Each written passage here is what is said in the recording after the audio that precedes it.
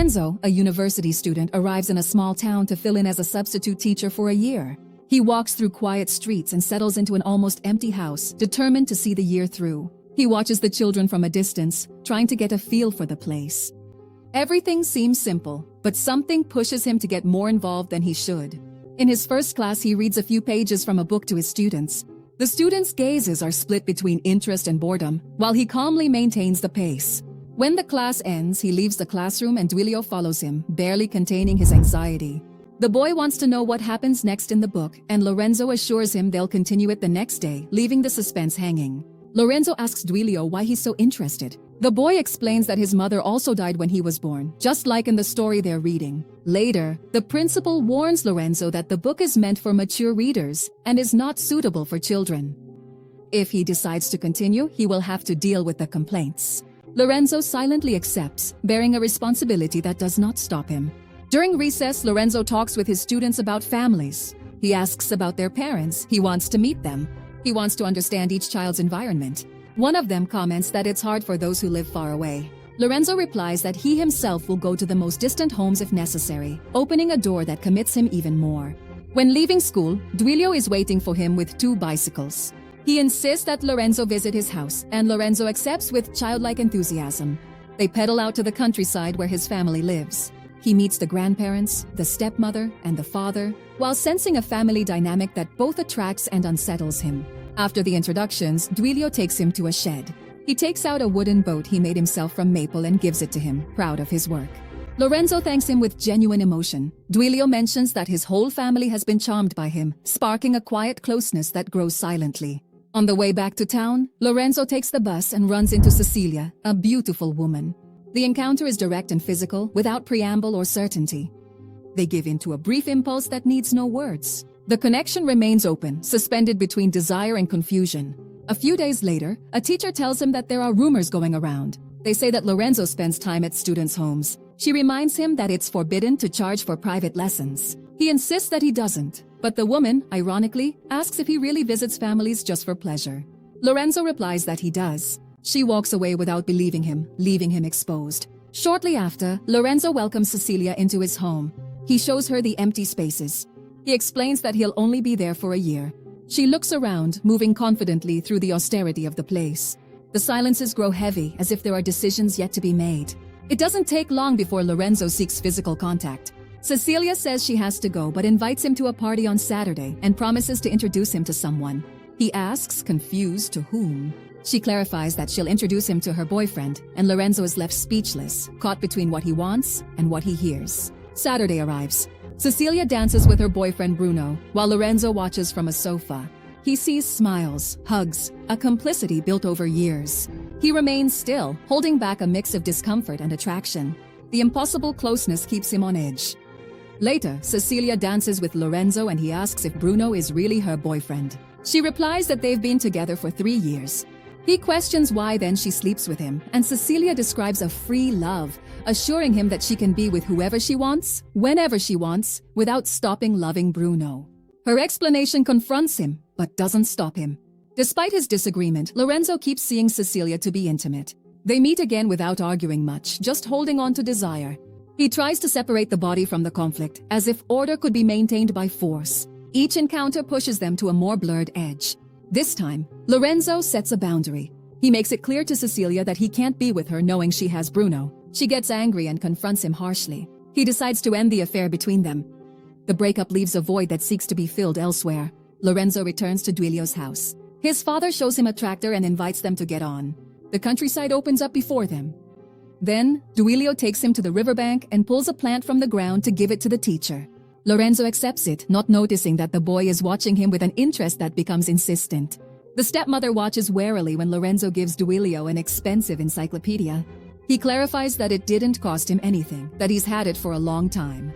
The parents insist that he shouldn't keep giving him things. Duilio gets upset. He gets up from the table, leaving a tense silence. Later, Duilio takes Lorenzo to the barn with the cows. He collects the milk skillfully and tells him the names of each animal while Lorenzo asks questions, curious. For a moment, he watches him in silence, and when Duilio asks what's wrong, Lorenzo says nothing. The boy thanks him for the encyclopedia and mentions that a classmate is in love with him. The teacher lets out a short laugh that doesn't dispel the unease. Continuing the topic, Duilio reveals that he told the classmate that Lorenzo was engaged. He clarifies that he is not engaged nor in a relationship, which seems to relieve the university student. The conversation hangs in a strange tone. Something settles and at the same time becomes unsettled. As they leave, Duilio takes his hand and kisses him. Lorenzo doesn't stop him. The gesture lingers between them, intimate and dangerous. The line between affection and desire grows thinner. Afterwards, Lorenzo gets into a taxi and runs into Duilio's stepmother. She looks at him with restrained disapproval but says nothing. The weight of judgment falls without words. He walks away with a discomfort he doesn't know where to put.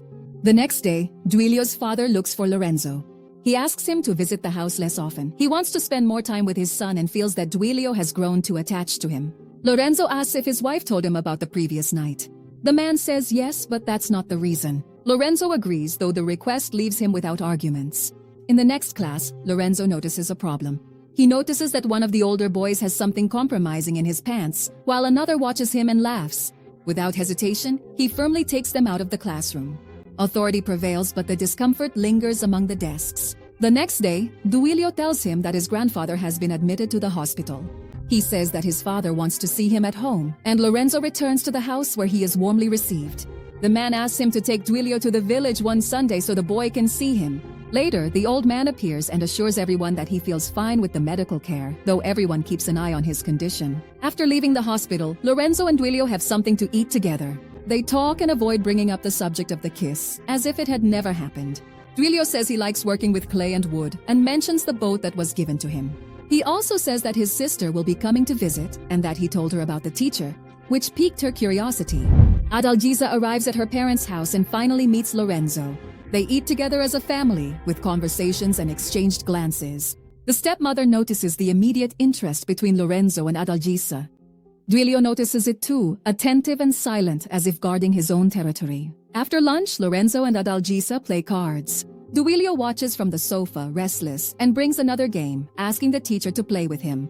Lorenzo replies that he will as soon as he finishes the current game. Duilio gets angry and the atmosphere becomes a bit tense. Then the three of them walk toward a nearby forest. They run, play, and share pleasant moments among the trees and laughter. For a while, balance seems possible, but the tension returns with every exchanged glance. Back at home, it's already night and everyone is asleep. They go up the stairs in the dark, carefully watching each step. At that moment, Adalgisa takes Lorenzo's hand, showing her interest. The gesture connects them in silence, and the risk increases. In the morning, Lorenzo has breakfast with Adalgisa. She asks him to accompany her to the hair salon in town. He asks if there's no one at home, and she replies that there isn't. They leave together and talk along the way.